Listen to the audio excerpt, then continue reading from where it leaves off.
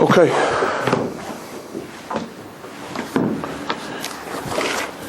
We thank the people at TorahAnytime.com for recording the shir, making it available to those who could not be present tonight. And we dedicate the Divrei Torah that we're learning tonight to the Refuah Shleima of Sarah Yocheved Bas Chana Masha. Part 2 in Minchas Chinuch Mitzvah Kuf Peiches. There's the mitzvah Shelo Lihasadein Bachas Mikol Ha'aroyos, the mitzvah of not literally luxuriating oneself in all the various incestuous or adulterous relationship, basically in a word, the sex morality code of the Torah. This is the catch-all, the preamble mitzvah. And we started learning last week about various forms of kurva, larayas, about coming close. The pasuk says, "Lo sikravu legalos eva." You should not even come close to uncovering the nakedness. So here we have an example, a precedent, basically for the whole animating idea behind rabbinic legislation, as the famous Mishnah in Pirkei Avos says, "Asu siyag l'Torah." Build a fence around the Torah, make a security measure around the Torah. You've got your Doraisas, you've got your Torah level prohibitions, and then you've got the Rabbanan stretching back all the way to the times of the prophets, adding layers of legislation, if you will, of prohibitions. We don't want you doing activity B, lest you come to do activity A, which is something that the Torah itself prohibited. Or we don't want you doing activity B because it looks too similar to that which the Torah prohibited, and so on. But here we have something from the Torah itself that we touched upon, Machlokas Rishonim, various forms of kurva larayis, of coming close to the actual sexual intercourse prohibition, if it's itself prohibited on a Torah level, if it's on a rabbinic level. And we're going to do another one right now, which is really probably the most practical application, even though normally I eschew practical applications. I always give a disclaimer that we're not learning halacha l'maisa. We're not learning applied practical halacha in this class. We're trying to learn more Talmudic theory. Nevertheless, for the second part tonight, I want to concentrate on what's known as the Isur Yichud, the prohibition of secluding oneself with the various arayas. We touched again upon it briefly last week, but now we're going to do it a little bit more in depth. So, this is page 3 of your handout, Roman numeral 3. If you want to go with the numbers of the Machon Yerushalayim Minchas Chinuch, it's page Kuf Pei Aleph. It's still part of Mitzvah Kuf Pei Ches. Okay, and we're going to be starting from the top, from the upper right-hand corner in the Minchas Chinuch. It is paragraph number 21 in my numbering system, and in the numbering system of the Machon Yerushalayim print, it's Os Gimel. Okay, Isur Yichud. So the Chinuch himself said that it's also Lias Yached. Just again briefly look at paragraph 11 in the Chinuch itself. Vodam Rabbesan Zechron Levracha, our sages taught us the mitzvah zu in this mitzvah. She'asa Lias Yached im Kol HaRayis. Ritzoni Lomer im Kol HaRayis D'var Torah. It's forbidden to have yichud, to go into seclusion with all of their arayas, and that's on a Torah level. Ben Skena, Ben Yalda, doesn't matter if the woman is not yet in her sexual prime, if she's past her sexual prime, she's young, she's old, it doesn't matter. If it's a relative that's forbidden for you to have sexual intercourse with, neither are you allowed to be secluded alone with her. Shayichud legalos erba hugarim, because yichud is one of the kurvas, is one of the things that bring you close, a slippery slope that can bring you to actually, the biblical literal translation will mean uncovering the nakedness. It's a euphemism for sexual intercourse. Chutz, whatever. And then he goes through some of the exceptions. I'm not going to repeat the exceptions right now. They'll come out in as we learn the Minchas Chinuch. Okay. So Minchas Chinuch, top of the page, upper right hand corner of the page. She'asu l'siyached v'chulu d'var Torah. Okay, the Sefer Chinuch adds the phrase with Tzoni Lomer, I mean to say, let there be no ambiguity. There's a Torah level prohibition. There's not a rabbinic ordinance. This is all part of the pasuk of the mitzvah that we're learning right now. Again, the verbiage of the Torah was, the mitzvah is extrapolated from the words, Vayikra Yochas Pasuk Vav, Ish al kol shar b'saro, lo sikravu l'galei seva.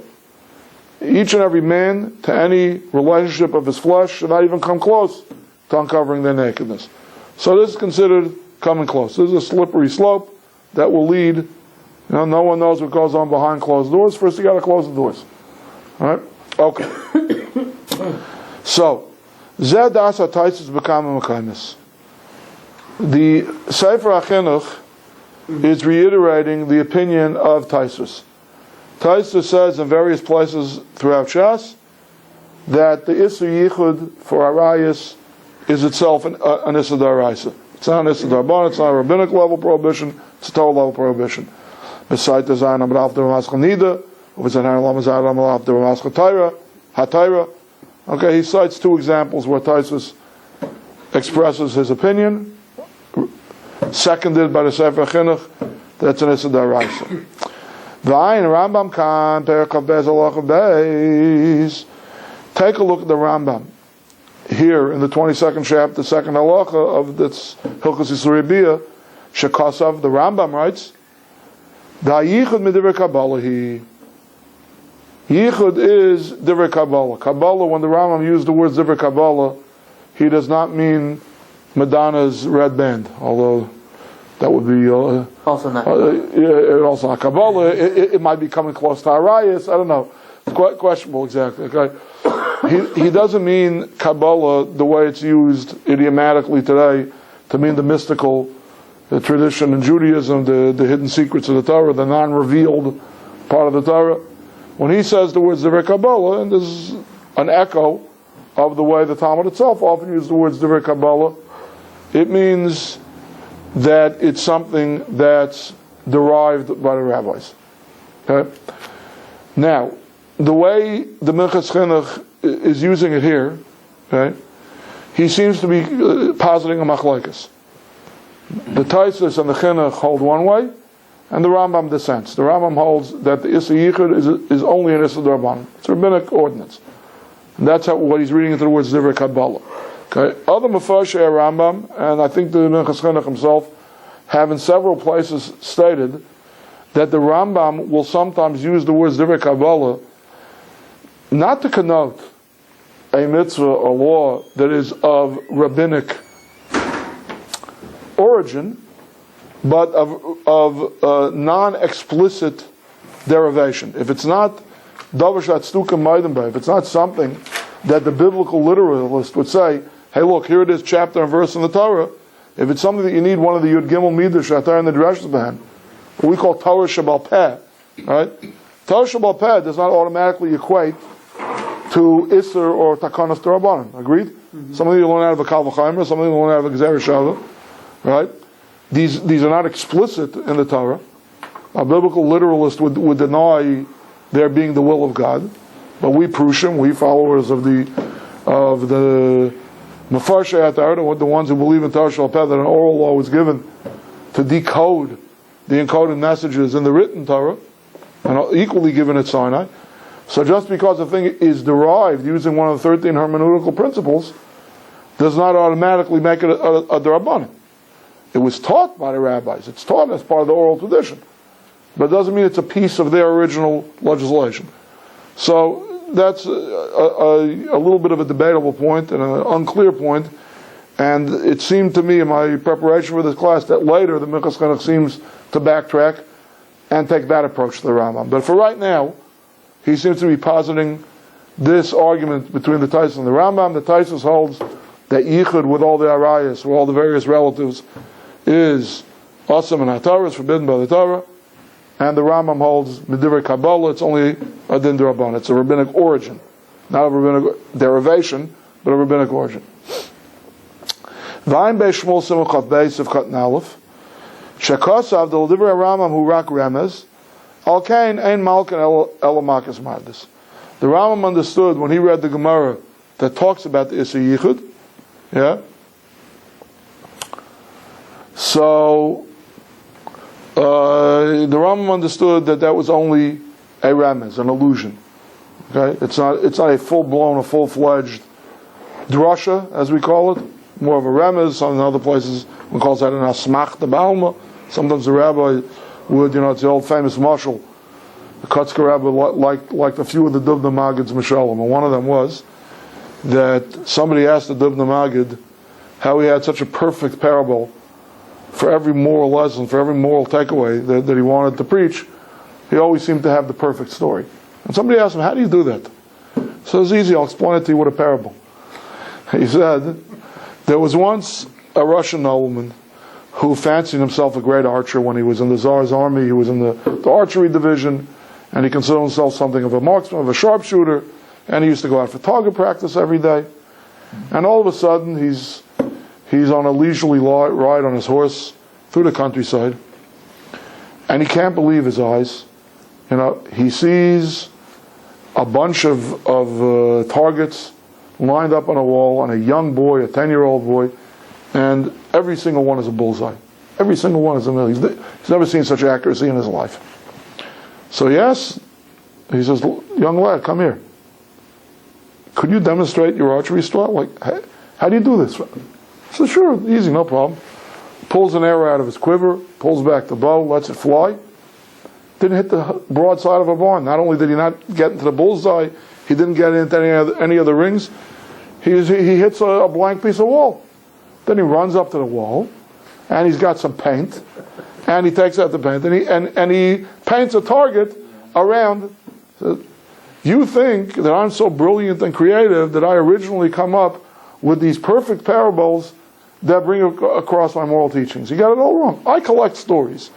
Right? I hear great stories, I store them in my memory, and then when I figure out one that can fit the moral that I'm trying to teach, that's when I pull it out of my bag of tricks. That's when I paint it on the wall, so to speak, onto the screen. Okay. So, along those lines, just to explain the difference between a remez and a drasha, a drasha is something that goes by the hard and fast hermeneutical principles, as they're called, this decoding methodology that was passed down at Sinai, from Sinai, by Moshe Rabbeinu, to all the Chachmei Adayos, to all the great sages of each generation, up until the closing of the Talmud, to derive the encoded messages in the Torah. A remez, or it's something called nasmachta, is like a de facto, it's an after the fact. We have a piece of legislation. No, there's a klal leis midah l'remiza b'raisa. There's nothing at all that's not alluded to on some level in the Torah. We'll go scour the Torah to find something that somehow or another hints at our piece of legislation. In other words, the drasha, the derivation requirements are not quite so rigorous in a hint as in a full-fledged drasha, if you will. Okay? At any rate, this is what the Beis Shmuel says. The Beis Shmuel, in trying to understand the Rambam's use of this phrase, Divrei Kabbalah, he says the Rambam looked at the Gemara that quotes a pasuk to teach me this a yichud. He said it's no more than a remez, and as a result of it being a remez, you therefore get makas mardis, you don't get malchus. Okay, again, I feel I'm not going to assume knowledge. Let me define those two terms. Okay? We learned recently, a little basa b'cholov, I'm not sure, maybe it came up when we were learning the laws of chametz before Pesach. We know that min haTorah, okay, only animal flesh cannot be eaten in combination with milk. Well, so if Hashel Gedi b'chalev mother did not see the kid and its mother's milk, it's got to be similar to a kid. It has to be an animal. Fowl is not included. Okay? The rabbis came around and they said, well, look, some proteins are just too similar to one another. If we're going to allow chicken cheeseburgers, people might come to eating beef or veal or venison cheeseburgers. So we, the rabbis, we're forbidding chicken cheeseburgers. Okay? In other words, chicken b'chalav is an issa d'Rabbanan, basa b'chalav, animal flesh, animal meat with milk, is an issa d'Oraisa. Okay. What's practically speaking the difference? I don't mean in the year 2010, I'm talking about when Jewish courts were up and running and punishing such sins. What's the practical difference if the guy eats a chicken milk combination or a beef milk combination? Is there any practical difference or not? The punishment. What's the difference in the punishment? One is a rabbinic punishment, the other is a Torah. Right. Okay, so the name of the punishment, to the naked eye, they may look very similar. Okay? I don't remember 100% what the difference is in terms of administering the flogging. What's the difference between the thing that we call malchus, whipping, which is the punishment for lavim and for krisus, where the proper asra, where the proper warning was given, and what we call makas mardis. But theoretically and in the terminology, there is a difference. Makas mardis means the makos, the strikings, the hittings that we give to a person for mardus, for rebellion. Rebellion against whom? Rebellion against the rabbinic authority. Okay? If you go ahead and you're eating a chicken cheeseburger, okay, more often than not, it could be not because I have such a yen for a chicken cheeseburger, I just can't resist, but it's, what are the rabbis complicating my life for? It's not enough what the Torah forbade me.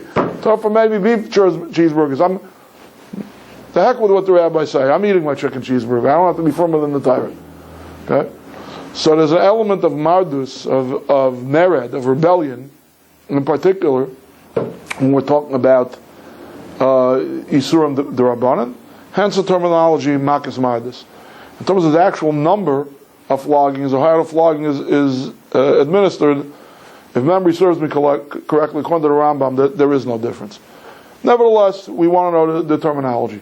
Obviously, once the things, the Rabbanan, there can be certain kulas. Maybe the doctor who's looking at the sinner and determining if he can take another 3, stripes, another 3 whippings, it takes it a little bit easier when it's makas mardis. Okay, fine. At any rate, this is the Beis Shmuel. He's quoting the Beis Shmuel in Simcha Beis of Karaval. Says Shekatz of L'Divrei Rambam Hurak Remez Al Kene Malkan Ella Makas Mardis. Okay, the pasuk, the drasha that teaches us Yichud is no more than a Remez according to the Rambam. Therefore, if a person would be transgress the prohibition against seclusion, against Yichud, all he would get would be Makas Mardis. He would not get Malchus. I don't understand the chiluk that the Beis Shmuel is saying. Okay? And you'll see in a minute from this question that Minchat is about to ask why I try to stay far away from applied practical halacha and like talking more in theory. Okay?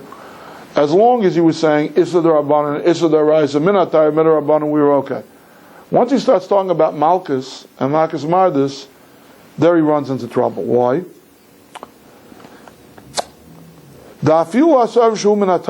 Even according to the Taisis and according to the Chinuch, that holds that Yichud is prohibited on a Torah level. Mikol Malkam Lo Matzinu Zeh B'Lav. Rak Mehadrash the aim Misechedes in B'No. Right? We don't have anywhere in the Torah that says, do not go into seclusion. Okay? Yeah, we have this catch-all phrase over here, Lo Sikravu L'Galos Erva. Okay? Don't come close. But what defines closeness? Okay? Without the rabbis informing us what defines closeness, we're blind men. We're on page 3 of the handout, at the top of the page, upper right-hand corner of the page. Okay? So, after I finish talking, we'll be starting paragraph 22. Okay, so the Torah never says don't go into seclusion. Right? It's actually a very interesting drasha. The drasha says "V'hay im yisischa beni mecha." Okay, it's talking about the parsha of Meisus Umediyah. Correct? My Balkara. V'hay im yisischa beni mecha. That's talking about the where somebody is guilty of sedition, trying to urge other Jews to worship Avodah Zarah. I think if there's even or something else. Okay, whatever. It's not overtly a sexual prohibition of the Torah, correct? So anyway, the Gemara asks the question: V'chi achicha ben imecha meisis, v'achicha ben avicha ena meisis. Is it only possible for a half brother with whom you share the same mother to be guilty of sedition, and not a half brother with whom you share the same father. Ella, from here I learn out, Beni Mecha, the son of a mother, a son and a mother can be alone together. That's what the Gemara learns out. Okay, so by process of elimination, okay, a son and a mother, and we learned last week, we touched upon this, maybe a father and a daughter. All right, we're going to get into brothers and sisters if time allows a little bit later tonight. But basically, we're learning the rule based on the exception to the rule. Okay, a mother and a son could be in seclusion with one another. From here we learn out that all the other relatives are not allowed to be. Okay? The Torah is nidrish behan v'lav. We can make such deductive reasonings, inductive reasonings, and I never took logic 101. I forget the precise English language terminology for these kind of conclusions. Derivations, diyukim. But the point is, this is what we call an iser asay. Okay? There's no verbiage, there's no verse anywhere in the Torah that says, thou shalt not go into seclusion. We have a verse in the Torah that makes an exception to the rule and says there is a certain kind of relationship which we trust these people to be in seclusion with one another, and it's not going to lead to Gilui Arayos. Okay? And we deduce that all other relatives are not allowed to be in seclusion with one another. That's what we call a lav haba michlal asay, or an iser asay, and you don't get malchus for that. So even those who argue on the Rambam, who hold the ichud is an iser daraisa, there's some way you're going to get malchus for it. He doesn't understand why the Beis Shmuel says that according to the Chinuch and the Taisus, you'll get malchus for ichud. According to the Rambam, because it's only a remez, he didn't hold this was a drasha gemura, this pasuk of Vaiki Yisischa Beni Mecha. So therefore you'll only get malchus martyrs. You won't get malchus according to anybody. It's not a punishable by malchus offense, because it's derived from something positive. It's not an overt negative. You look confused. What's the Isser Asay? What? What is the Isser Asay? The Isser Asay is... You want to know what, in general, what an Isser Asay is? Or the Isser Asay. Michlal Asay, from a derivation from an Asay. The pasuk is read by Chazal to mean that a son and a mother may go into Yichud. Okay, from there I derive, but other kind of relatives may not. What's the pasuk? V'haya ki yisischa beni mecha. If the son, achicha beni mecha, if your brother, who is the son of your own mother, will be mesis you, will try to advise you to worship an idol, yada yada yada, whatever the end of the pasuk says. And Gemara says that beni mecha, that a ben and a name can be together with one another. Why do they pick to learn that? The pasuk is talking about... Yeah, you have to learn the sugya over there. Maybe that's what the Beis Shmuel meant when he said that the Rambam holds is only a remes. It seems to be an arbis avan. It seems to be talking about a whole different topic. That might be pshat in the Rambam, according to the Beis Shmuel. But what the Minchas Chinuch is bothered by in the Beis Shmuel is what's he talking about? Malchus and Malchus Mardis. You have to have a law. You have to have a negative commandment in the Torah that says thou shalt not. For either. For either. You're not going to give Malchus Mardis for something that even the Rishonim that hold it's an Issa D'Oraisa hold you wouldn't get Malchus for. Malchus is something that you should get Malchus for, and the Rabbanu were guys that came that, right? So then you're going to get Malchus Mardis. So Malchus only comes from an Isra Lav. It's got to be Mufurish, right? There's some Lavim that you don't get Malchus for also. We know Lav and Nitik Lasei, Lav Shem by Maisa, Lav Shebachlalis. So this is a Lav Haba Michlal Asay? Right. For that you don't get Malchus. Correct. What's the Asay? The Asay, I mean, the Asay not in terms that it's a mitzvah Asay, but an allowance of an Asay. The Asay is that mother-son Yichud is mutter. This pasuk is teaching me that this pasuk explicitly teaches me that mother-son yichud is allowed, and implicitly teaches me that any other kind of relationship yichud is forbidden. But why is that an asay? It's not telling you should now therefore go be alone with your mother. That would be an That's asay, true, right? Yeah, you're right. It's not the typical Isser Asay in terms of the Torah told you to do something, and if I fail to do it, it's a sin of omission. Right. Okay, but it's similar. The point, you're right. It's a good chiluk, but the point is that there's no explicit lav. There's nothing in the Torah that says father-in-law and daughter-in-law don't be alone together, or anything similar like that by any of their arayos. So absent such a pasuk, there can't be malchus. That's what he's saying. Okay. That's his kasha on his lack of understanding of the Beis Shmuel. Okay, so again, right where the lines get skinny, the last word on the line. Even those who dissent from the Rambam, the Tosfos and the Chinuch, and hold that this is an Issa D'Oraisa, from the Torah, Mikol Mokum Lo Metzinu Zeh B'Lav, Rak Me'adrash, the aim is Secheres and B'nah. There's no lav anywhere in the Torah. There's no thou shalt not. There's no don't anywhere in the Torah. There's only the drasha that says that a mother could have yichud with a son. Ein shas kedushin permadeis. V'aval lav abba mechlal say they don't like it. There's a lav that's derived from, and I say, okay, you're right. It's a little sloppy terminology, but it's not exactly, because there's no mitzvahs I say here. There's only a heter, so to speak. But the point is, this much it has in common with the general rule of lav haba mechlal asay, as I say, and you don't get malchus for it, is that there's no explicit lav. So this is something I need to investigate a little bit more. Oh, great. At least set us up just to leave us hanging. Right. Parenthetically, the Vilna Gaon agrees with this kasha of the Minchas Chinuch. The Gra and his Agras and Shulchan Aruch argues with the Beis Shmuel, and he says, no, you wouldn't get malchus for yichud. Okay. Umavur sham beBeis Shmuel b'shem aprisha the gam chayv elaven b'chol esoterol sachimam. Okay, what does this mean? All right, Ed. Yeah, I'm sorry. No. I'm asking a question. Brother, sister intercourse. What level is it prohibited on?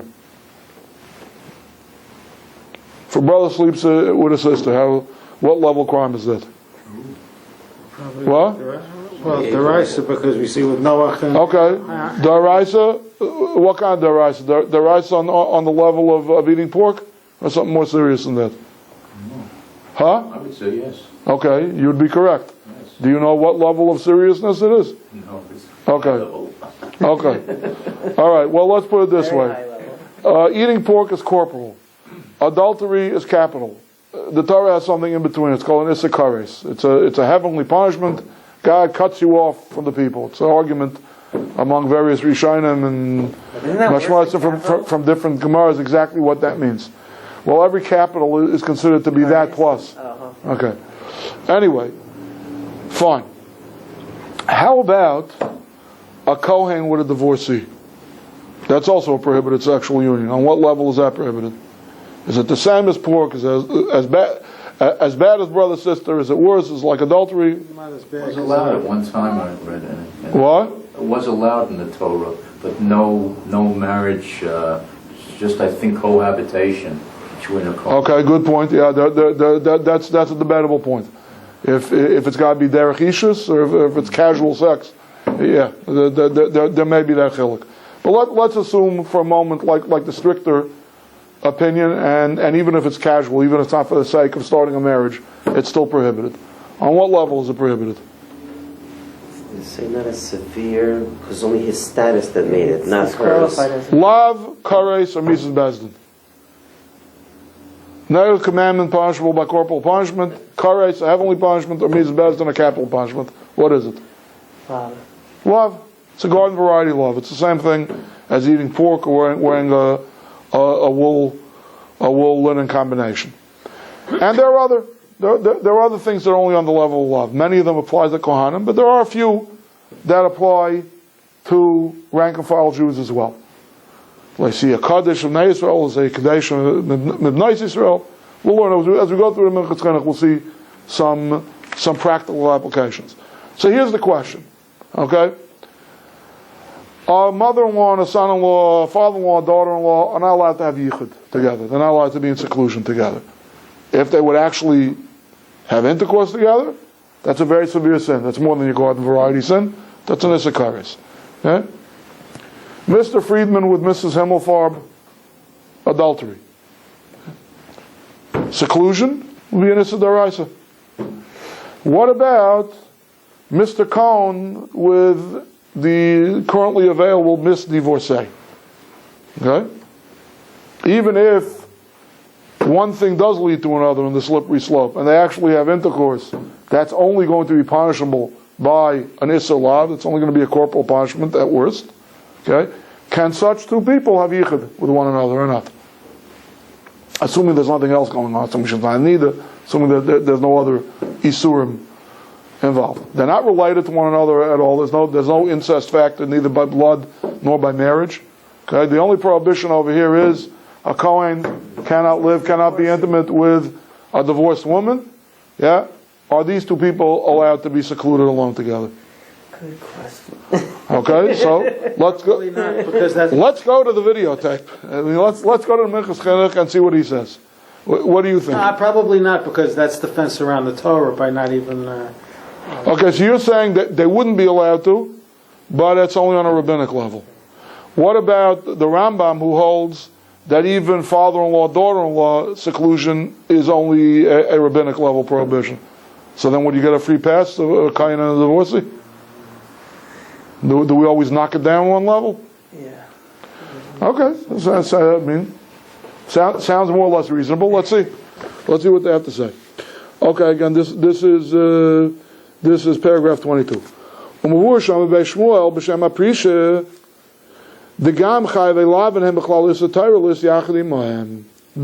Shmuel quotes a preacher is one of the Mefarshim on Torah Shulchan Aruch, who opines that even if the actual sexual union is not so severe, it's not an Issa Kares, it's only an Issa Lav, it's only a garden variety, thou shalt not, don't of the Torah, still, being in seclusion is a Torah level prohibition.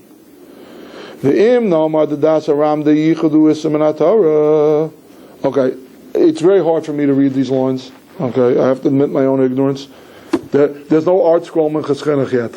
I couldn't cheat. I couldn't look for assistance on this one. Okay, so I think that there's a word or two missing here in the Minchas Chinuch.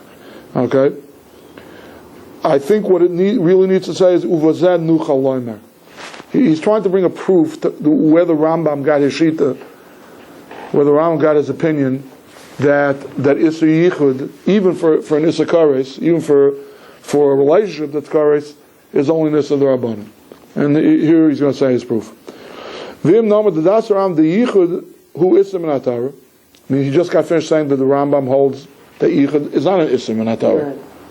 That's what I meant before when I said sometimes when the Rambam uses the words Divrei Kabbalah, he doesn't mean it's an Issa the Rabbanan or a Takanim of the Rabbanan. He means to say it's not Davar Shat Stukim Maidim, but it's not explicit in the Torah. It's something that's derived from the Midah Shatar and the Drash Ben. That's not what I think he means over here. I think he's trying to bring a proof in this machlokes that he just articulated in the previous paragraph. I think he's trying to bring a proof to the Rambam now. Okay, V'im Naimar the Dasar Rambam the Yichud who Isser Minatayra. In other words, this is what the Rambam holds that it's not an Isser Minatayra. Why? Im Kain Lamali Gzes David Al Pnuya. Chazal say, that David HaMelech, instituted the prohibition of yichud with a pnuya. Right? Single man with a single woman. Right? Not related at all. He's not a kayin, she's not a divorcee, he's single, he's never been married, she's single, they've never been married. Can they lock the door? Can they be alone in a room or in a house? Yes or no? Okay, so Gemara says that David HaMelech, it's this one is clearly of rabbinic origin. It's David HaMelech and his bezdin. That's when it dates back to the times of King David. He made a gzeira against yichud with a pnuya. Again, I want to say parenthetically that pnuya is the Hebrew word for a single woman. Okay, this presumes that she's not in a state of being a nida. Because when she's a nida, then if you're not married to her, we learned last week that a husband with his own wife who's a nida is one of the exceptions to the rule where yichud is allowed, right? And if she's married to another man and not to you, even if she's not nida, if you say of tahara, you can't have yichud because she's an Eshes Ish. She's a married woman, not to you. That's the granddaddy of all arayas. And not based on a relationship, based on her legal status. She's a married woman, not to you. That's adultery if the two of you get together. Of course, you can't be secluded with one another. Right? So, but what about where the only problem is singleness, a lack of holy matrimony? Okay? She's not in either, but she is a pnui. She's single. She's not married to another man, but neither is she married to you. Okay? That's something that David HaMelech was geyser on. Okay? Now, we all know, whether it's of Torah origin or if it's rabbinic origin, that we don't want yichud because it's a slippery slope. Right? We read the Lashon in Rishonim. I think it starts in the Tosefta. Shazeh gairam l'galei seva. Yeah, no one knows what goes on behind closed doors. When you have closed doors, then sexual activity can begin in earnest. Right? What is the isser? Absent neither. What is the prohibition of actual intercourse between a single Jewish man and a single Jewish woman? You know? Do you know? Do you know? I'll be honest, I don't know either. Okay, it's whatever. It's a debatable point. It's machlokes rishonim. No, what we talked about Zona or. It could be. It could be. There are some rishonim that learn that any bia l'shem znus, which by definition, if it's not to create marriage or within the framework of marriage, right, then it's called l'shem znus. So there are some rishonim that learn it's the raisa that this is what's called a kadesha. The kadesha is only what we would call in English a prostitute or a slut. Somebody does it for free, but it's dedicated to sex with multiple partners. Not in the framework of marriage. Whatever. It's a debatable point. Okay, but anyway, that's not what we're learning right now. Right now, we're learning about the yichud with the pnuya. The yichud with the pnuya is a gzeira of David HaMelech. Okay, Zok the Minchas Chinuch. So you want to know what a Rambam figured out? The yichud must only be midrabanan. He says, Im Kain Lamali Gzeres David HaPnuya. Why would David HaMelech, if yichud is indeed an issa d'oraisa, why did David HaMelech have to come along and forbid yichud with a pnuya? Ha'iu pasuk pechav ne'ishus halacha dalet. The gamal pnuya leika mishum le'siyah kadesha. That's it. Okay, right. The Rambam is those among those Rishonim that hold that one time casual sex, one time single man with a single woman, dalmahach, again, factor out problems of neither from the equation. Okay, that is prohibited by the Torah of Losiyah Kadeshim of Bnei Yisrael. There shall not be a harlot among the daughters of Israel. Okay, how do you make him to a harlot? By sleeping with her without the benefit of chuppah v'kedushin, without the benefit of marriage, right? So if you hold that yichud is an issa d'oraisa, and if additionally you hold that there's no difference between an issa kares and issa lav, no, the Rambam, the Rambam himself holds that upon the Abal HaPnuya, a single man with a single woman, is an Issa Lav, of Leisiyah Kadeshim, Nice Yisrael. So what was David HaMelech doing? It was already awesome in that Torah. If to sleep with her is on the level of a Kayan being intimate with a divorcee, it's already prohibited. Midaraisa. You hear what he's saying? He's trying to bring a proof to the Rambam.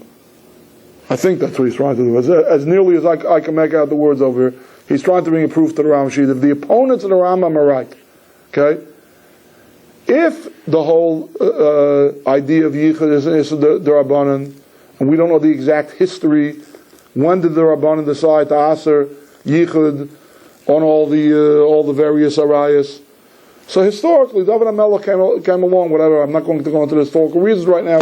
He said, Pani Abal HaPnuya, single man, single woman, Yichud, I'm Aser. Okay? But if you all already, from time immemorial, I don't mean time immemorial literally, I mean from Matan Torah, from the time of the giving of the Torah, it's Issa D'Oraisa. Alright? Yichud is an Issa D'Oraisa. And that Issa D'Oraisa includes not only brother-sister sleeping with a married woman, but it also includes a kayan with a divorcee, things that are of less severity. So then Pani Abala Pnuya, according to the Rambam, is on the same level as a kayan with a divorcee. What does David HaMelech need to legislate anything for? Is this only according to Beis Shmuel? Is a kayan and a divorcee in Isser Lav? Isser Torah. Oh. Hemechal Isser Torah. No, the Beis Shmuel cites a prisha that says that not only is yichud with an Isser Karis, an Isser Daraisa, but yichud with an Isser Lav is also an Isser Daraisa. All right? So if that's so, what was David HaMelech doing? Right. He came up with a useless, redundant, shall we call it, not useless, redundant piece of legislation. He's answering something that the Torah itself had already answered. But what's the Rambam have to do with this?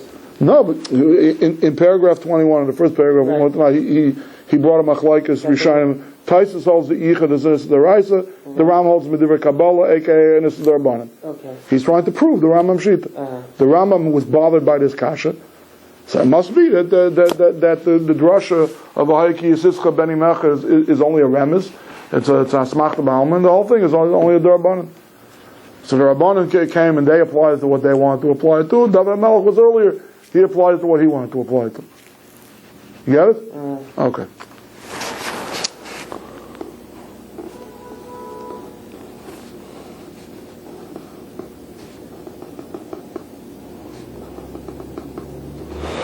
V'efsher, this is not the best raya in the world. V'efsher derech hakrai hi the Rabbanan.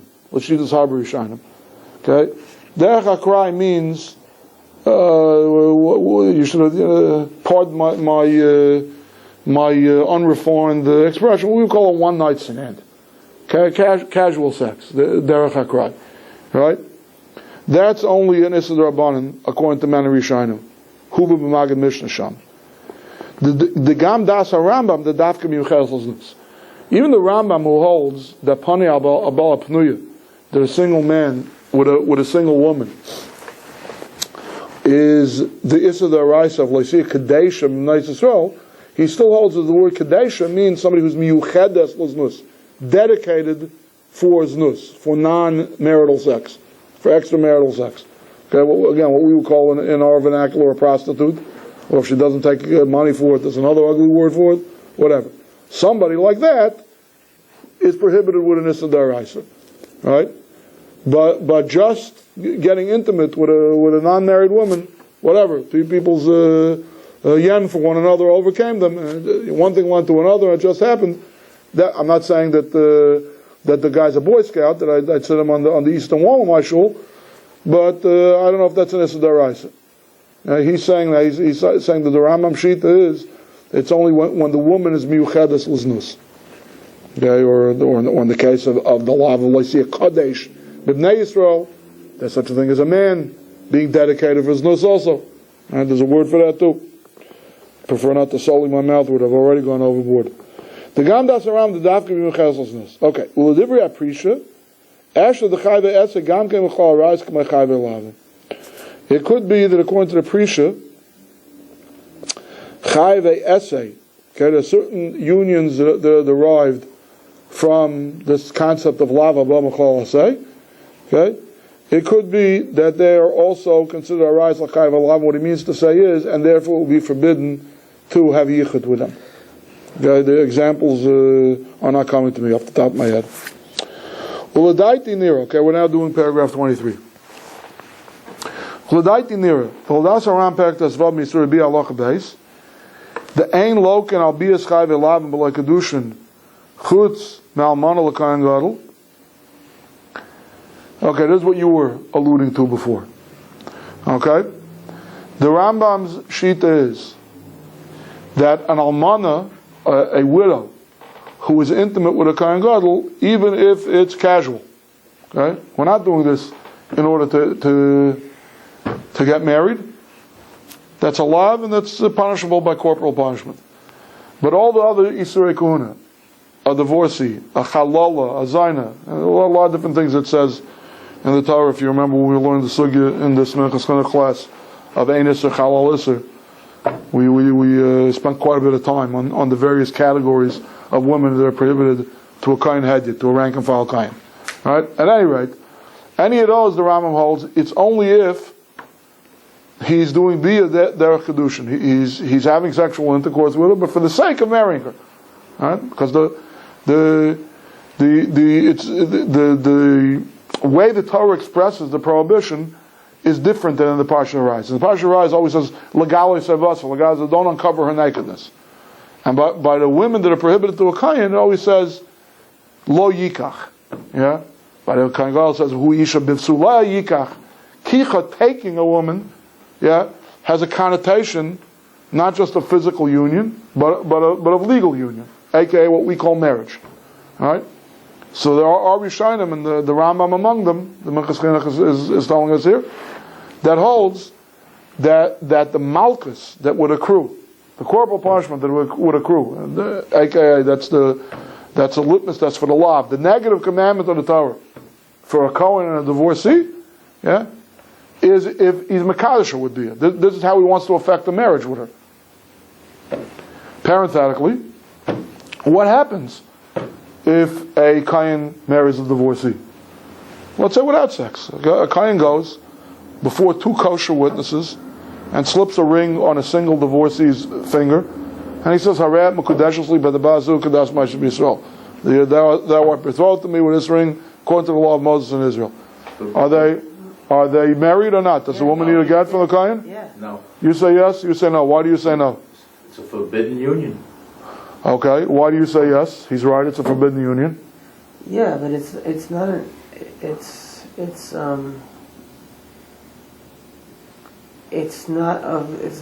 kares.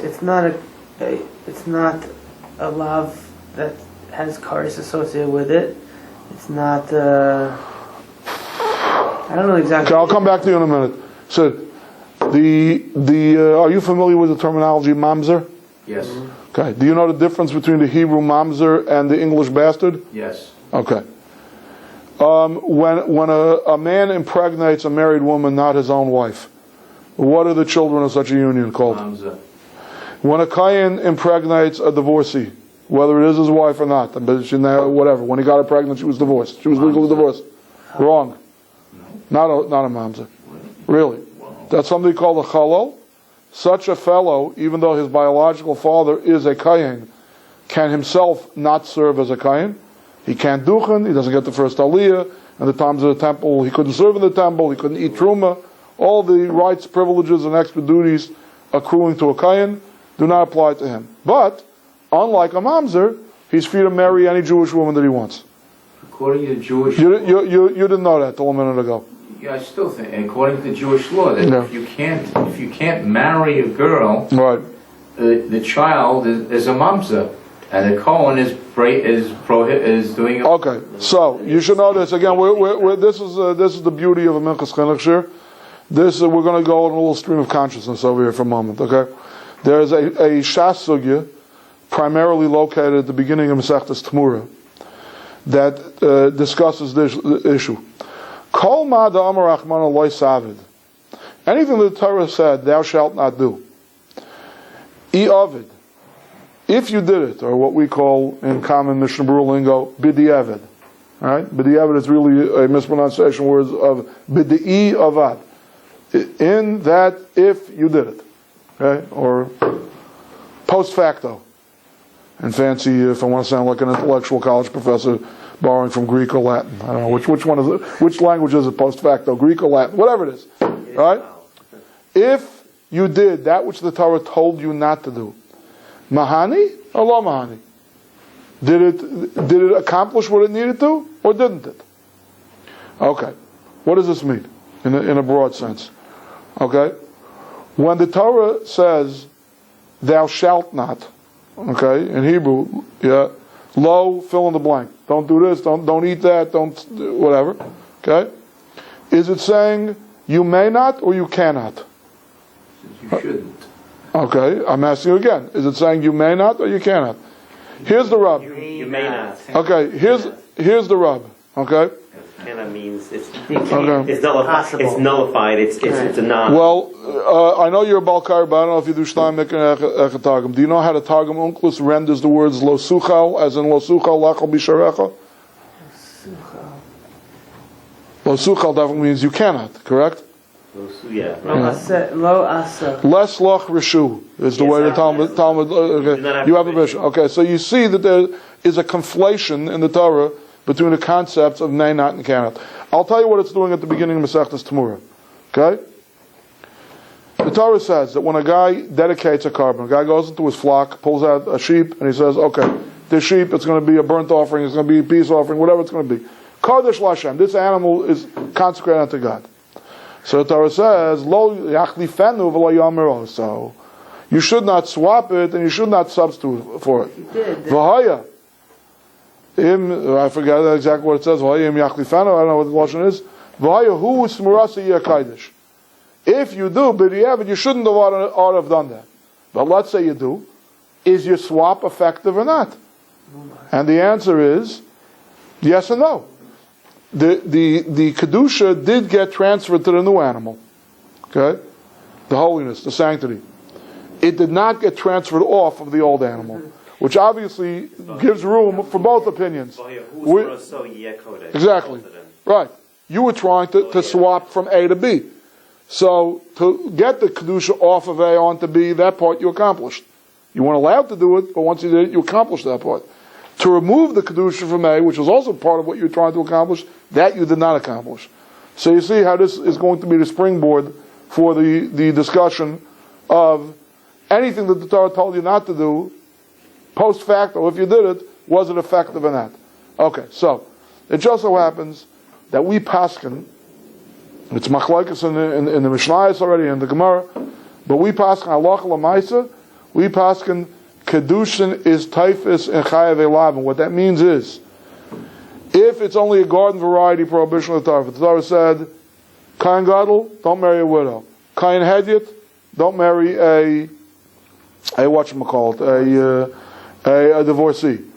Kain Hedyot, don't marry a chalala. But none of these things are prohibited. These are prohibited on the level of pork. They're not prohibited on the level of Shabbos desecration, adultery, brother-sister incest, blood ingestion, any of the things that in temple times you would bring a carbon for, a sin offering for, a kares, yeah, or capital punishment.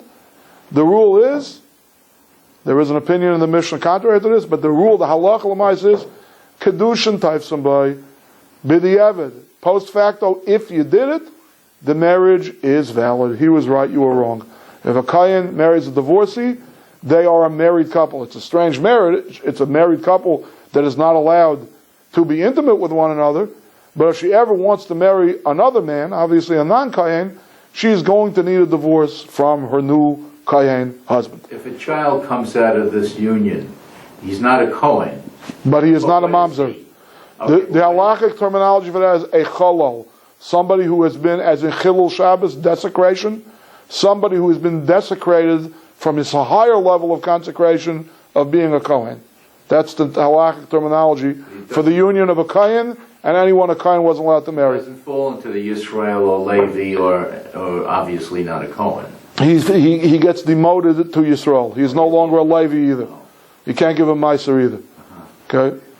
But the point is, he doesn't get demoted all the way to the level of Mamzer. A Mamzer is only allowed to marry another Mamzer or a convert to Does the Judaism. Kayan stay a Kayan? What? Does the Kayan stay a Kayan? You learned Daf Beis Amar Alpha Makis? Yeah. Yes. It doesn't seem fair. Crime shouldn't pay. But the Kayan, right? Change his status. But the other ones, the arayas, the marriage is not a marriage. You can do Correct. anything you want. If a brother puts a ring on his sister's finger, he could have 100 kosher item. It's meaningless. Correct. A person could put a ring on the finger of a married woman. If she doesn't have a get, even if she hasn't been living with her husband for 20 years, it's a joke. It's meaningless. All right.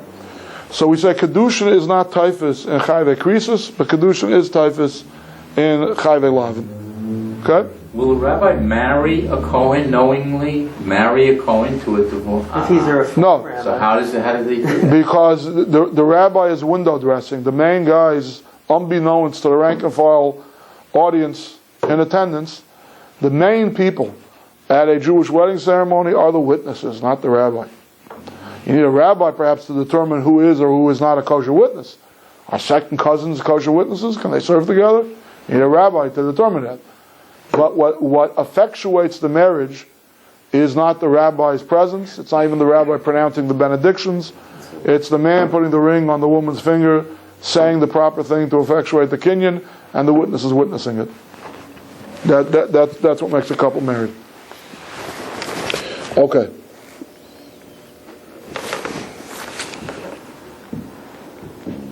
How did I get onto this?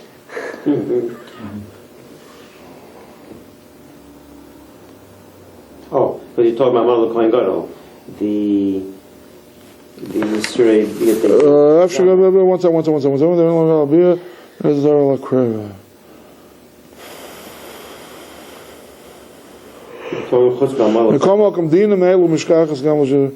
Okay, I think I'm into 23. No, but you didn't get that far. You're in the third line. Okay, let me start 23 from the beginning again, because now my train of thought has been derailed.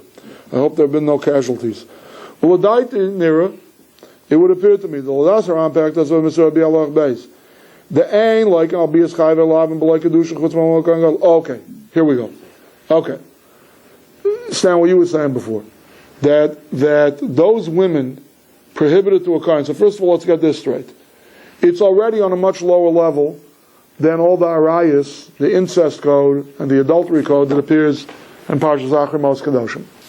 Okay? It's not about Gilu Yerva, it's about Kicha.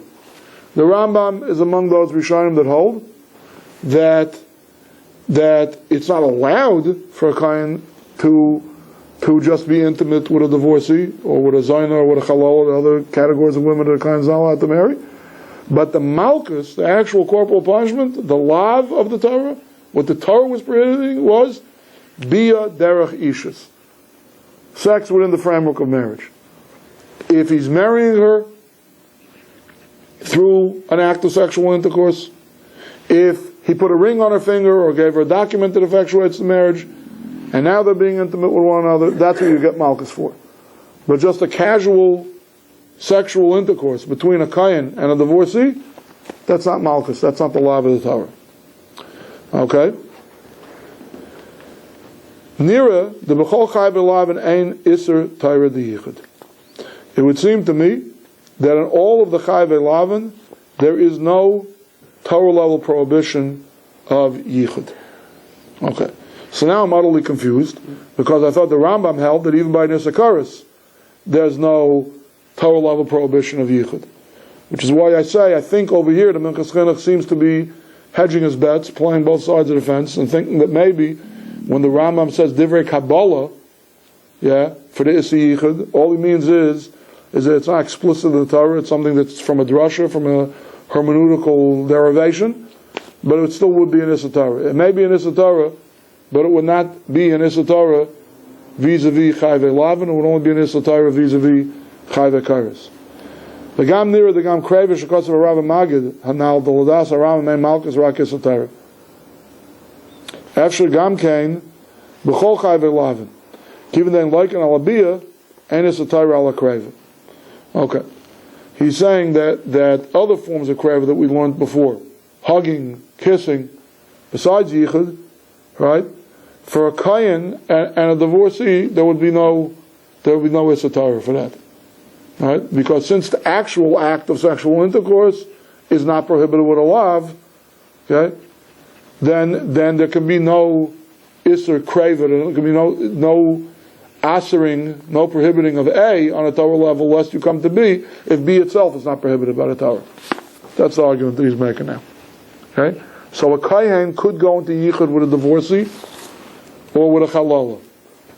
Sounds like, according to this, a Kayan could even hug and kiss a divorcee and get away with it. Okay? Mikol Malkam, Dina Meilu Mishkachas Gam Lashitz around Kiddush, Echad Mechai Velavin. Nevertheless, the possibility of Isura Yichud between a Kayan and a divorcee is possible. Let's say he married her. He put a ring on her finger in front of two kosher Edom. Okay, oddly enough, before we learned that for a lawfully, legally wedded Jewish couple, if she's in neither, even though that's an Issa Kares, even to her own husband, that's an exception to the rule. Such a couple could have yichud together. They could be secluded behind closed doors, right? But paradoxically, he's saying that a single kohen with a single divorcee, according to the Rambam, could have yichud. A kohen who criminally went ahead and married a divorcee, he can't be alone with her anymore. Because for him to have bia with her would be an issa deraisa. If having bia with her is an issa deraisa, then yichud and other forms of kurva are going to be also as well. A lav deraisa, I should say. All right?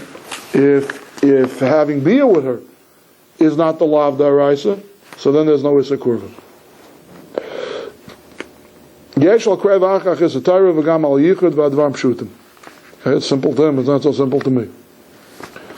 Okay, let's move on to another popular topic here. Interesting topic. Pnuya, single women. I'm just going straight. I'm going to go as far as I can with this tonight. It's, for those of you on tape, following on page Kuf Pei Aleph of the Minchas Chinuch, it's where the sidebar it says Pnuya, 1, 2, 3, 4, the fourth paragraph. On the page, for those of you present here tonight, it's paragraph number 24. Mikol Malkum. Masha Kasavti Lel Tzarchi and K'tzas L'das HaPrisha the Gam B'chai V'Lav and Yichud Asim and Atayra. What I wrote before cannot necessarily stand muster when put in the crucible of the Shita of the Prisha. The Chai V'Lavin is also an Isatayra.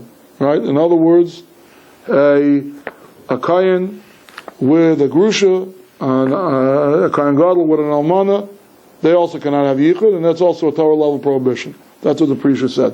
It doesn't have to be an Issa Karis. It can be even an Issa Lav, and the yichud is still lost in Atayr. The Harbor Rishonim Daitam B'das Rambam, the Gam al Bilas Pnuya She'enim Ufkeres Gam Ken Leiken.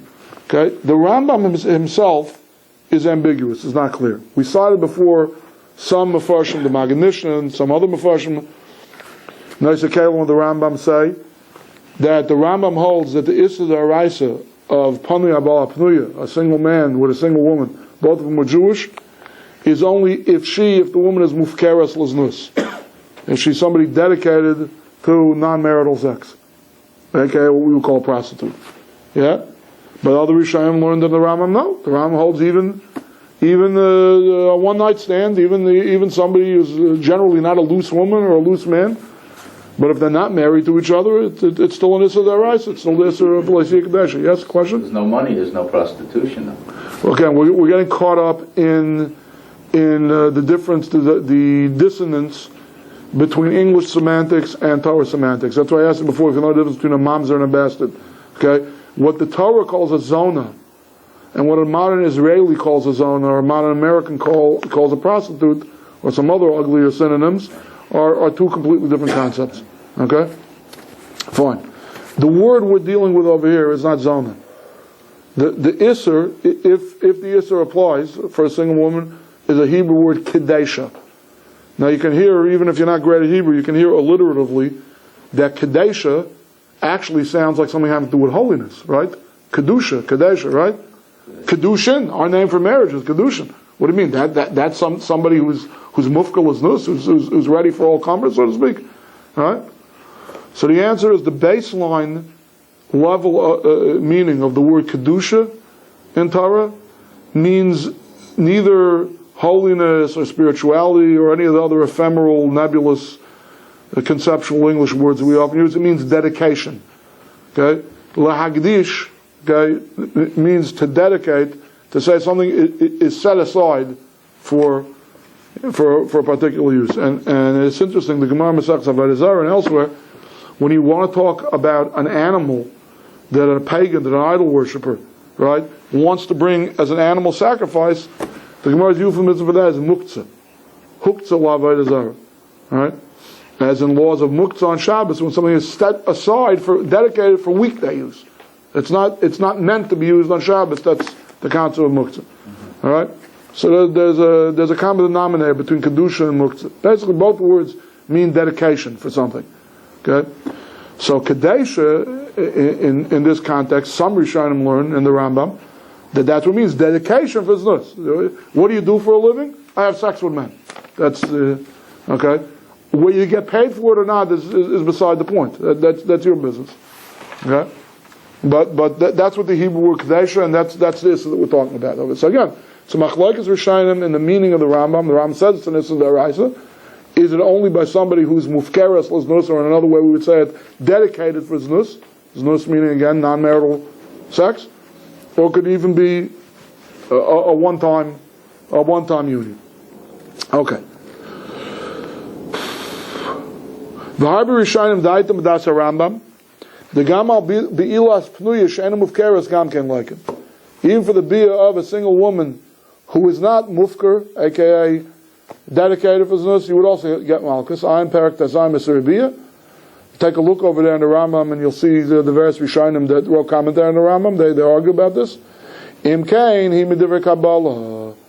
If so, it is an issur d'Rabbanan. For Ram kasav perak chav beis esrabiyah Allah gemul dirak zeres David. That it's only the prohibition of yichud between a pani and a pnuya was a gzeira that David HaMelech made. Okay? According to this, there's at least a remes word in the Torah.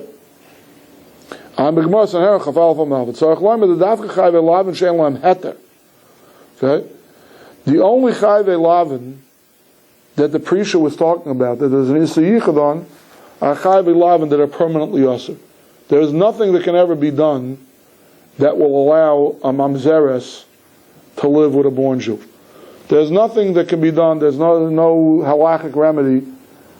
We can't spritz any holy water to make a grusha, a divorced woman, ever become mutter to a kayan. So on those kind of chayve lavin that are permanently forbidden to the man that they want to go into seclusion with, there could be a Torah level prohibition of yichud. All right. But a single man and a single woman, if he wanted to have done the right thing and saved it until marriage, he could have married this woman. Right? So even though now what they're doing is an issur d'oraisa, a lav, but an issur d'oraisa lav, the yichud is not going to be a lav. It's still something that David HaMelech had to legislate, because this would have been allowed. This is an exception to the rule. Why? You're not permanently asur to her, I should say. This is kind of similar, if you recall, last week we learned, the Gemara says that the reason why a married couple, where she's in nida, are allowed to have yichud with one another, is because yesh hat l'isura. Eventually, we figure the guy is not such a weakling, not in control of his sex drive, that he can't wait until his wife goes to the mikveh. She was mutter to him before, she will be mutter to him again. Such a kind of a couple we trust to be alone together, so to speak. So I think he seems to be saying something along those lines, a similar kind of a svara, that a pani with a pnuya, a single man with a single woman, yes, they're forbidden to be intimate with one another. But no, it's not permanent. In theory, they could be allowed to one another. Put a ring on her finger, do the right thing, be makadosh her, and she could be your wife. So that's why it wouldn't be included in the divrei Kabbalah, the AKA the drasha of the Gemara, whether it's a drasha or an asmachta, from which we learn that a mother and a son could have yichud mechlal. We deduce that all other kinds of arayos cannot have yichud, and the Prisha wanted to say those are even arayos that are less than a kares, even if the arayos are only plain isurei lavin.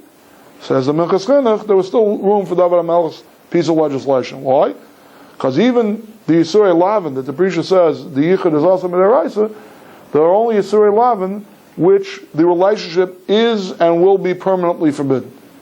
But a single Jewish man with a single Jewish woman, they could in theory be permissible to one another. So we trusted such people to be in seclusion with one another. We're not going to assume that the guy's going to grab for something forbidden when there's an avenue for him to do it in a permissible way. David HaMelech came along and said, no, I don't want the yichud between a pani and a pnuya. You got it? Yeah, just okay. So if not for David HaMelech, it would be mutter. it would be. Well, that's not the Minchas Chinuch, so I have to. I mean, Lamaisa, the Gemara says that the Isser of Yichud between a partner and a Pnui is Mixeres Davar HaMelech. I mean, everybody has to deal with that. How are you going to Pshat? But, you know. How do you what do you say to nowadays? There's boyfriends and girlfriends. What category does that fall under? I mean, it's not like a. Two single people? But it's on an ongoing basis. Maybe two single people, but it's. You're talking about cohabitating couples? Yeah. Well, yeah. You don't even have to. Yeah. What do you mean? What do I say to it? What We just fall under? I mean, we just read a Machlokes Rishonim in the Rambam. If it's just a one person, is she called somebody? It's a Machlokes Rishonim in the Rambam. It could be that she's a Kadesha, Yeah. or it could be that she's not a Kadesha. Just because she's not a Kadesha doesn't mean it's mutter. If it wasn't for David Amelech. No, you're mixing up two things. You're mixing up Yichud and Bia. Yeah. Who told you that Bia with a woman who's not Mufkeres L'Znus is mutter? It may not be the law of Lycia Kadesh from Neis Yisrael. Maybe there's another Issa Deraisa. Maybe there's Issa Derabanan prohibiting it. Right, it's not, okay. Okay? A. B. Okay? Most cohabitating couples without the benefit of Chuppah v'Kedushin are not bothering with such a trifle as a mikveh. You got a much more serious issue there than Lycia Kadesh. You got an Issachar of neither. Right? Right.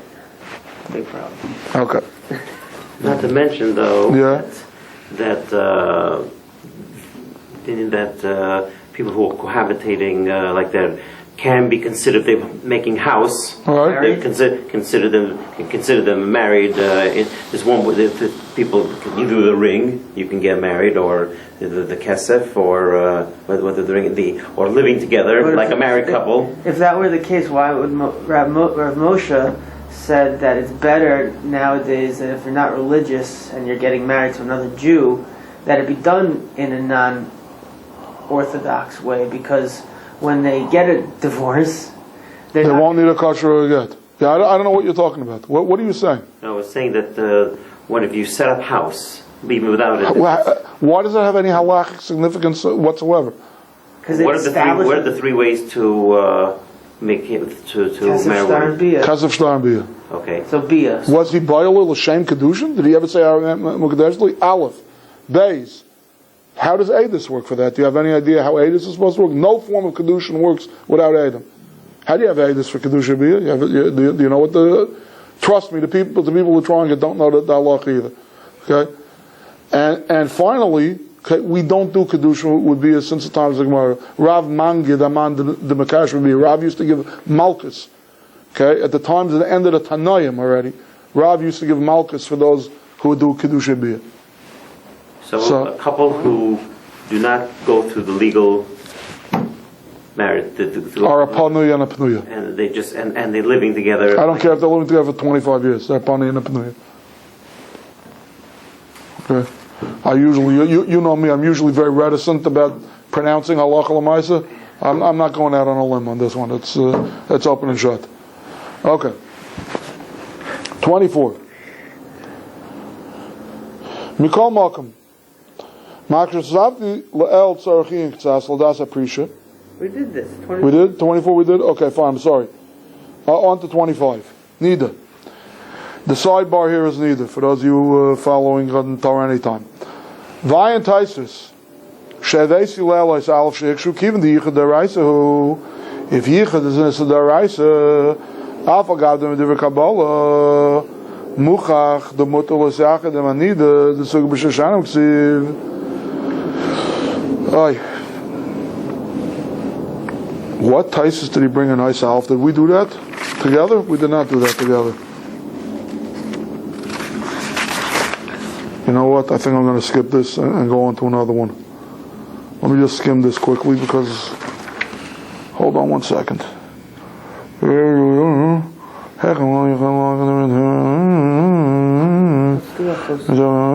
Asking about it anyway.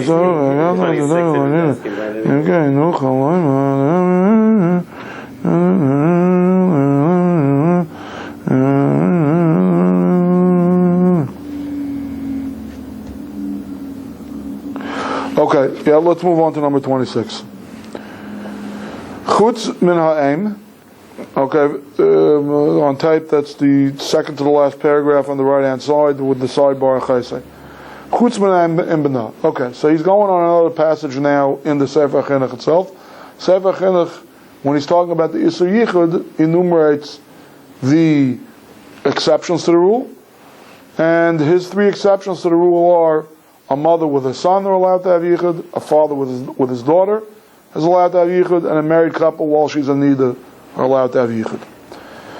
So he says as follows: Lo hevi imutu lis yachid imachoso. The chinuch does not discuss the issue of whether or not a brother and a sister are allowed to have yichud with one another.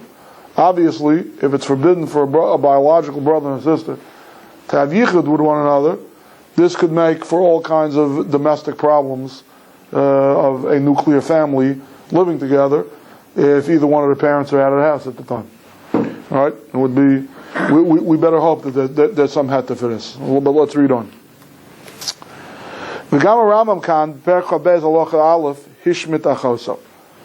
Rambam also in Parachav Beis Halacha Aleph, where I think is where he says the exceptions to the rule. I'll read you this Rambam. Also, l'siachin erev arayis ben skena ben yalda shadov zagarm l'galas erev. It's forbidden to have yichud with an erva of any of the arayis, whether she's old or young, because this thing causes the uncovering of the nakedness. In other words, it causes the ultimate act, prohibited act. Chutz me'em and benah, except for a mother with a son, v'av and bitai, and a father with his daughter, v'abalam ishtei nida, and a husband with his nida wife. Those are only three exceptions, he says. He does not say that brother and sister are an exception to the rule. It sounds pretty bad. Sounds like brother and sister yichud is prohibited. Both the Lashon of Rambam and the Lashon of the Chinuch, they're not on the exceptional list. V'yesh paiskin degam machayis mutter b'yichud. There are those that paskin that with a sister yichud is allowed.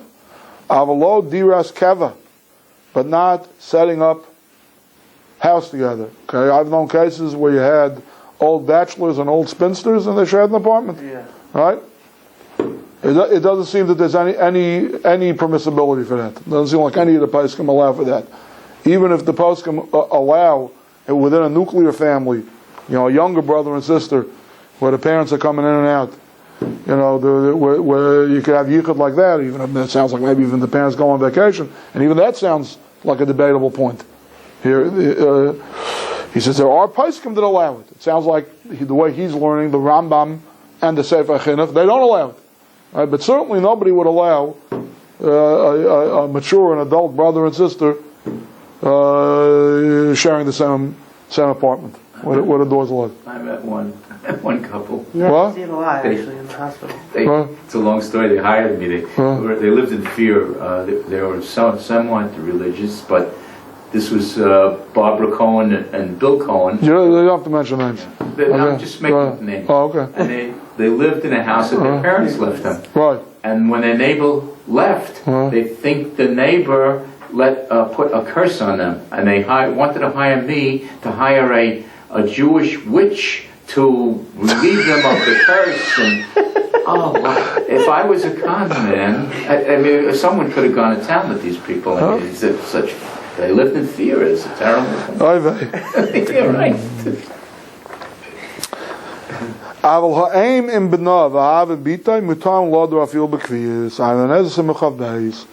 When we say that mother, son, and father, daughter are exceptions to the rule of yichud, it doesn't mean that only yichud for 15 minutes, a half an hour, for 2 hours is allowed. Yichud for 15 years is also allowed. If an elderly mother and son, she's got a single son, lamazogin, and she's a widow and she can't live alone, and he happens to be single anyway, and they want to save on their expenses, they want to cut their overhead, they want to share an apartment together, that there's absolutely nothing wrong with. And similarly, a father and a daughter. Okay. Gets more interesting by the paragraph. Gaia. Okay, what about with a non-Jewish woman? Is it permitted to be secluded with a non-Jewish woman? This actually happens to be within Torah observant Jewish households, one of the most common questions and applications of Yichud because of the ubiquitous cleaning lady, the housekeeper, the cleaning lady. All right, they're not Jewish.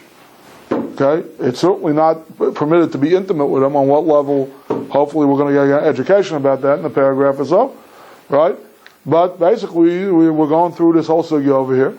That doesn't necessarily have to be an issa kares. It could be just an issa lav. It could be just a garden variety. Thou shalt not of the Torah. And there are plenty of rishonim that'll tell you that such yichud is an issa deraisa. So let's see. U'masha kosev harav machaber. This that the Chinuch himself wrote. I don't know if I did read this last week or not. It's okay. Well, let's quote it. Read it here in the secondary source in the Minchas Chinuch. Shammai v'Hillel gazru al yichud gaya. Okay, King David was geyser on the yichud of a pnuya, and Hillel and Shammai they were geyser on yichud with a gaya. Okay, so if they were geyser, it's clearly only an issa d'Rabbanan. It's not an issa d'Oraisa. All right. Ayin be'Shmuel Sham Sivkat Beis Kasev Shloi Hayu B'Chlal Gzeres B'nai Yisrael Pnuyas. Sham and Hill obviously chronologically appeared in Jewish history way after King David. What do you mean? I'm a single man, she's a single woman. King David already said single man and single woman shouldn't have yichud with one another. No, they weren't included in that prohibition. Right? That was something that was covering only Jewish men and Jewish women, King David's prohibition. It took Shammai and Hillel to come along and prohibit yichud with a non-Jewish woman. Why is it so? Because King David prohibited all single women, because potentially any single woman, Jewish woman, could be related to you on some level. Right? You could have a biological relation with a Jewish woman, and you could certainly have a marital relationship with a Jewish woman. You marry your sister, you marry your mother, you marry your grandmother, she becomes prohibited by the incest code to you. But a shiksa, I said a bad word. A gaya, a non-Jewish woman, according to everyone, kedushin is not tofes. Okay, remember we had the issue before. You put a ring on your sister's finger, it's meaningless. You put a ring, a kohen puts a ring on a divorcee's finger, we paskin, it's meaningful. That kedushin happened. You shouldn't know how to done it, but once you did it, ipso facto, counts. Right? What about intermarriage? What about if I put a ring on a non-Jewish woman's finger, and I even had 2 kosher Jewish witnesses witness it, and I even had some bogus rabbi pronounce some blessings at the ceremony? Are you married or are you not married? You are absolutely not married. Once you're not married, it's impossible for you to be prohibited on an incest level to any of her relatives. The sister-in-law, the mother-in-law, all the relatives that become asa through marriage, that are enumerated in this week's parsha, Achimais Kadashim, wouldn't count over here. And obviously you can't have a biological relationship. Okay? If you are Jewish and the woman is non-Jewish, she cannot possibly be your mother, your sister, your daughter, your grandmother, your granddaughter. Right? By definition, there's no chiyus, I'm not talking biology over here. I'm talking about what the halacha recognizes as a relative. Okay? Case in point. Midairaisa, a non-Jewish brother and sister convert to Judaism, they're allowed to marry one another. They're not relatives. Okay? Even if they share the same mother. If they're only half siblings, they only share the same father, they might even be able, according to the laws of the Torah, to get married while they're non-Jewish. But certainly upon conversion, even if they share the same mother, okay, there's no doubt that they are brother and sister, that they have a parent in common. Alright? Doesn't matter. Midaraisa, they're allowed to marry one another. The Rabban came along and they said, we don't allow such marriages. The convert shouldn't say, hey, this religion is great. We get off easy over here. Something that was forbidden to us before, now we became Jews, now it's okay. We don't want them thinking that way about the Torah and about Judaism. But strictly speaking, they'd be right. It's a technical loophole. Okay? Relationships between biological relationships from a halachic angle, talking at 2 sides of my mouth over here, right? The biological relationships between a Jew and a non-Jew from a halachic standpoint is an impossibility. So the children are mamzerim. What? No, they're going. No. With an intermarriage. So you're talking about halachic versus secular definitions. It's not the same thing. No, they're not mamzerim. No. If a Jewish man impregnates a non-Jewish woman, and that woman has children, the issue of such a union, those kids are non-Jews. They're non-Jews. If they convert to Judaism, so they're converts. If they don't, so the same level of prohibition that their mother was prohibited to their father, they'll be prohibited to Jewish people. But there's no additional thing of mamzeris. But you're on the ball. You're thinking right, because before we made the litmus test, the arbiter of whether you're a mamzer or not is kedushin typhus. Can you marry such a person? So you apparently correctly concluded, well, if I can't marry a non-Jewish woman, then the kid should be mamzer. But in point of fact, they're not mamzer, they're goyim, and later if they convert, they're fine. They can marry other converts, they can marry other born Jews, it's not a problem. Okay. He's trying to explain the halachic historical necessity for the gzeira of yichud with a non-Jewish woman with Shama and Hillel. Okay, I just want to do one last one, and then we'll call it a night because some of us here have to go to Ma'ariv. Skip down to number 30. For those of you following on tape, it's Eis Zayin in the Mechon Yerushalayim print on page Kuf Pei Aleph. I want to learn this one with you because it's what we call, in yeshivas, we call it the Minchas Chinuch's family. Very often in Minchas Chinuch, he'll go through who mitzvahs are binding on, and he doesn't skip these weird categories of gender identity. V'androgynous ena misyachadem anashim. An androgynous, that means, in English I believe it's called a hermaphrodite. Okay, a mutant that's born with both sets of genitalia, male and female. Okay, the Hebrew word, it's borrowed from the Greek, I believe, is androgynous. Even in English, you have an androgynous. Usually it's an adjective. It's not actually talking about their anatomy. You talk about an effeminate male performer or a masculine female performer. You call them androgynous. Okay, but an androgynous ain't a misyachad anashim. An androgynous should not have yichud with women. You cannot give him makas mardus. Okay, he's going with a Rambam that we're talking about yichud that would only be osir as an issa d'Rabbanan. Ki Yusafik and sveika the Rabbanan v'kula. Right? V'tumtum and yachal live al klal. V'zeh pashut. Tumtum is somebody who has no operational plumbing, right? So such a person could have yichud because yichud is only forbidden whether it's the Rasim or the Rabbanan because it could come to actual intercourse. This person, this creature, Nabuch, this mutant, is incapable of intercourse, hence yichud would be okay. Mikol malkum nira, excuse me. The ish misyachad anatumtum v'androgynous ki ena misavel lahem. A man could have yichud with either category, with a tumtum or with an androgynous, because he has no desire for them. I don't know what in the world he's saying here. I did not look up, I did look up the Rambam. The Rambam's Lashon does not say this thing because he has no desire for them. And besides the fact, in terms of the Issa Yichud, desire is beside the point. Both the Chinuch and the Rambam said, we don't care if the woman is 95 years old or if the girl is 3 years old, right? So what does that have to do with desire? A. B. What? Maybe there's like a shemetz of desire because there's a possibility, whereas with a tumtum there's no possibility that anything could ever happen. Me'echet taisa that a zachar has no desire for an effeminate looking androgynous.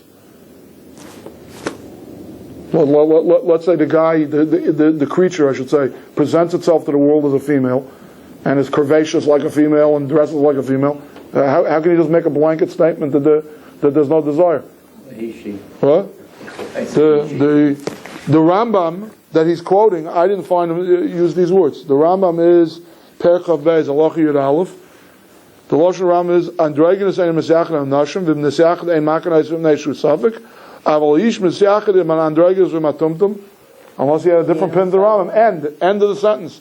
Doesn't say anything about any misavelan. And again, to me, any misavelan is beside the point. Yeah. I don't know what he's saying over here.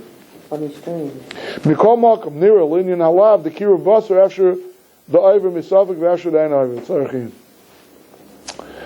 Linyan, the Lav of Kiruv Basar, okay, I'm not sure exactly what he's talking about over this. Does he mean Bia Derech Hevarim? Does he mean the Shika, the Hara, Chilos Bia? I'm not sure. The Din Meilu, Kama Nashim Mutam, Vishar Din Meiram, whatever. Then he says, so what lifts the Issa Yichud? How many men need to be present that it shouldn't be called seclusion? Whatever, that's already complex. Halach Lamaisa. Gentlemen, we will be starting a new mitzvah next week, hopefully on a parsha that's going to appear in 2 weeks. 2 weeks? Yeah.